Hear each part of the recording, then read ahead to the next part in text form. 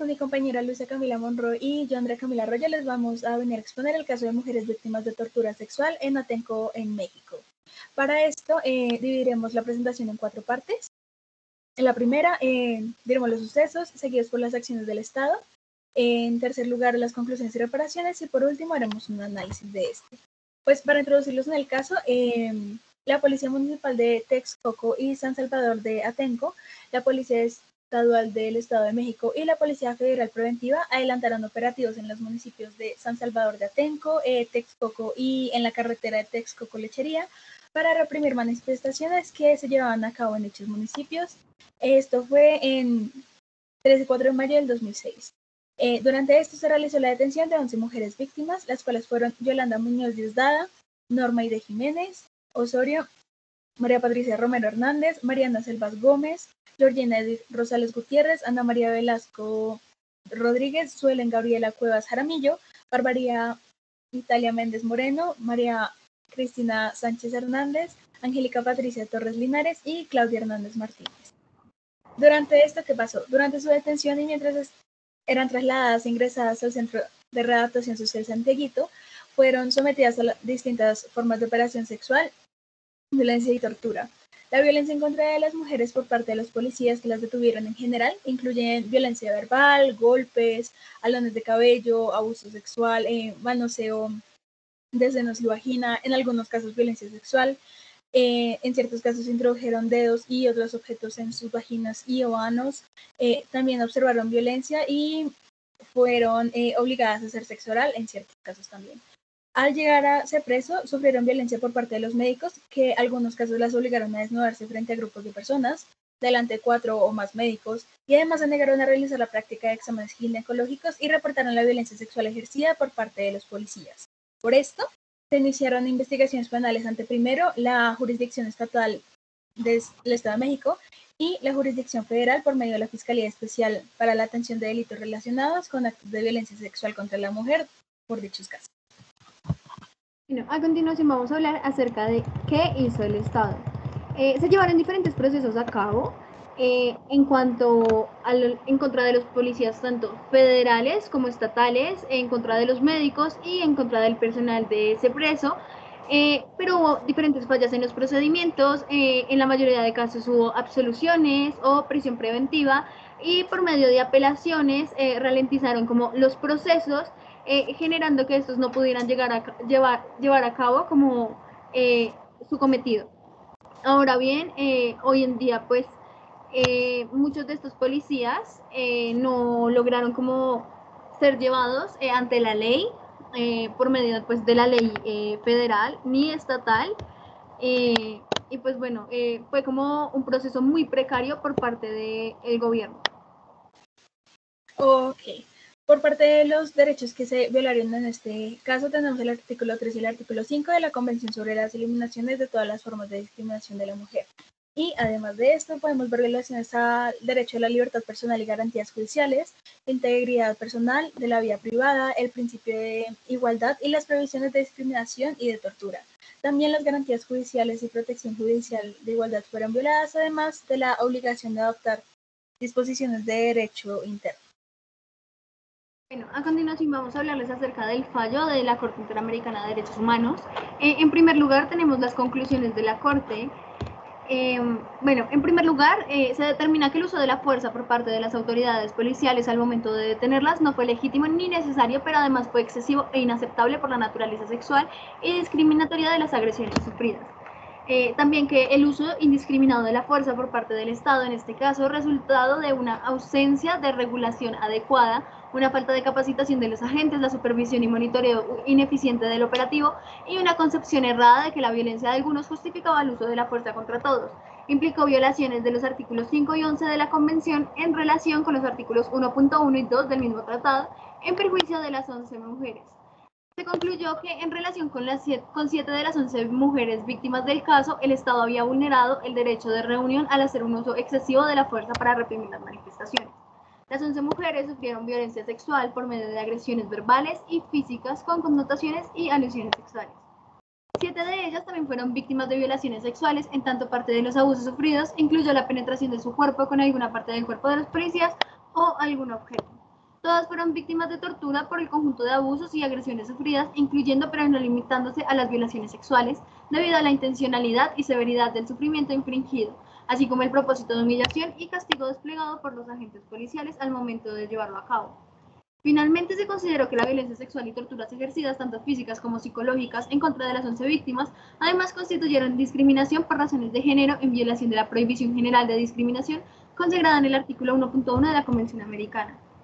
Asimismo, estableció que la violencia sexual fue utilizada por parte de agentes estatales como una táctica o estrategia de control, dominio e imposición de poder, pues instrumentalizaron los cuerpos de las mujeres detenidas como herramienta para transmitir su mensaje de represión y desaprobación de los medios de protesta empleados por los manifestantes.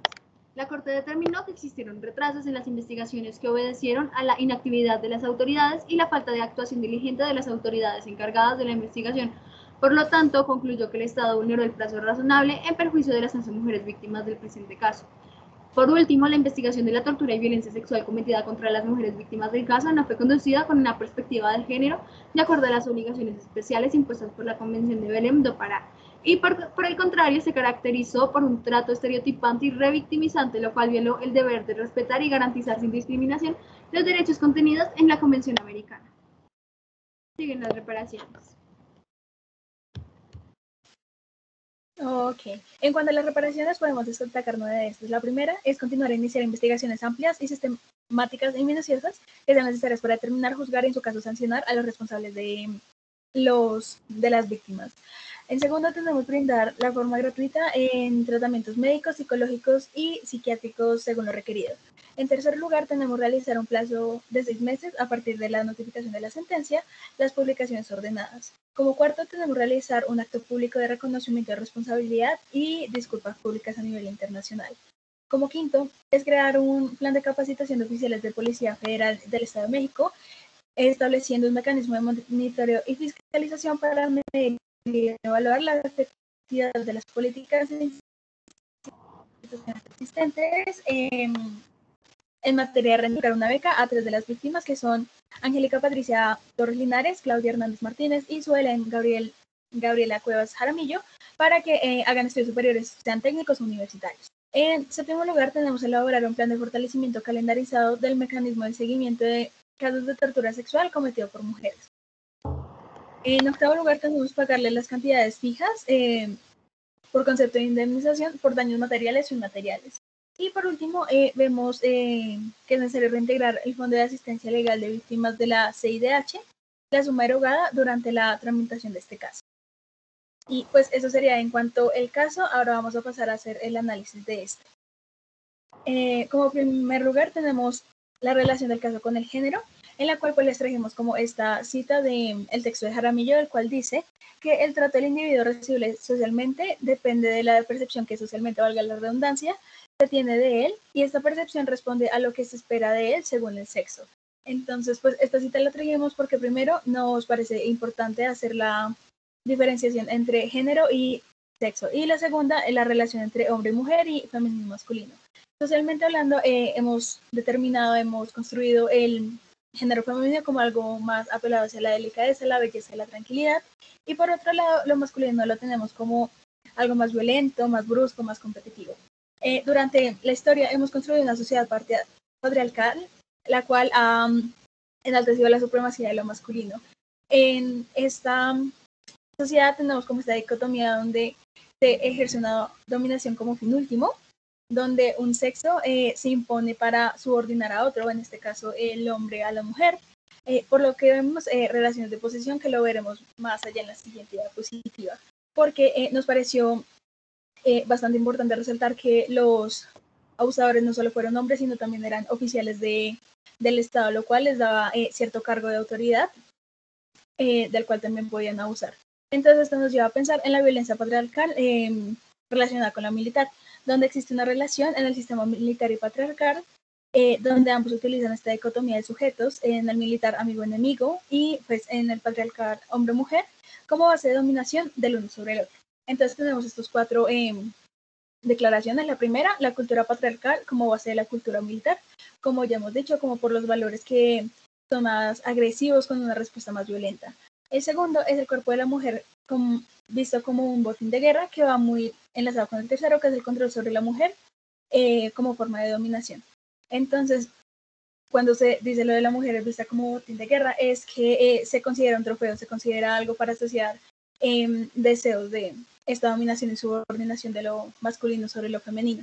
Y como último tenemos el ejercicio de la violencia con jerarquía basada en obediencia. Entonces, esto también relacionado con que eran militares, eran policías, ejercen primero el abuso de poder sistemático que tienen por parte del Estado y por parte como tal de la institución de la policía, y segundo, esta subordinación y dominación social que tienen al ser hombres. Entonces, esta jerarquía social lo que hace es que con el ejercicio de violencia, pues, ejercen este poder sobre las mujeres, como se vio en este caso. Bueno, ahora vamos a hablar acerca de las conclusiones. En primer lugar, tenemos la violencia sexual como una táctica o estrategia de control, dominio e imposición de poder. La violencia sexual hacia las mujeres ha hecho parte históricamente de una demostración de poder, no por afectar directamente a la mujer como persona, sino que ésta se considera como una persona que pertenece a los hombres. Al igual que su cuerpo, la violación y abusos hacia las mujeres intenta demostrar el poder que se tiene. Al ser ejercida por parte de agentes estatales, lo lleva a convertirse en violencia sistemática, principalmente porque diferentes grupos policiales propiciaron las violaciones, abusos y torturas hacia las mujeres. ¿En qué influye el género?